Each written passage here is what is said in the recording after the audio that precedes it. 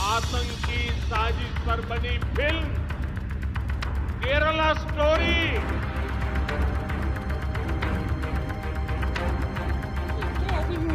सबको दिखाओ, सब बच्चियों को जो लगी केरला स्टोरी। पहली बात तो ये स्टोरी नहीं है जी। ये एक रियल पिक्चर है। इंडिया में ऐसी फिल्में बनती रहती हैं जिसमें मुसलमानों को मनफी तौर पर दिखाया जाता है। हाल ही में इंडिया में एक फिल्म रिलीज हुई है जिसका नाम दी केरला स्टोरी है।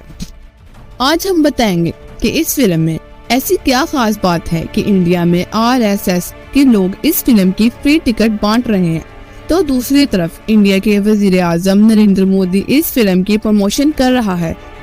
भारत और पूरी दुनिया में इस फिल्म को लेकर बहुत बहस चल रही है।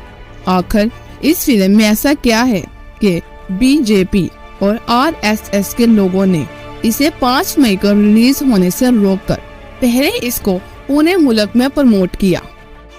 BJP और RSS का इस फिल्म को प्रमोट करने का क्या मकसद है? मैं हूं आयशा और आप देख रहे हैं इट्स पॉइंटर।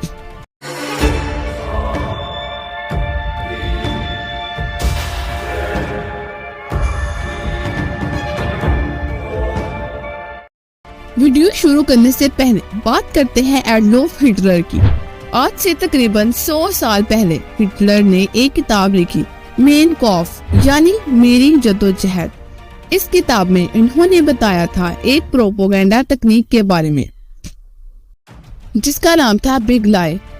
हिटलर का कहना था कि लोगों को बहकाने के लिए इतना बड़ा झूठ बोलो, इतना बड़ा झूठ बोलो कि लोगों को सच लगने लगी। यही टेक्निक इस फिल्म में इस्तेमाल की गई है। फिल्म की स्टोरी में कुछ यूँ दिखाया जा रहा है कि भारत की रियासत केरला में एक खुफिया खेल खेला जा रहा है। हिंदू और क्रिश्चियन औरतों को जबरदस्ती इस्लाम में कन्वर्ट करने का और इन्हें दाइश में भेजा जा रहा है। इस फिल्म की स्टोरी के मुताबिक 32,000 खवातीन के साथ ऐसा किया गया जो आज सीरिया और यमन के रेगिस्तान में दफन है। जब इस फिल्म की स्टोरी सामने आई तो इसका केस लगा। कोर्ट में फिल्म बनाने वालों ने माफी मांगी कि खवातीन की तादाद 32,000 नहीं 3 है।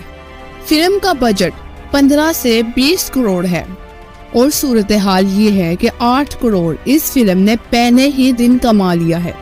शायद ये फिल्म कश्मीर फाइल से भी ज्यादा पैसा कमाए।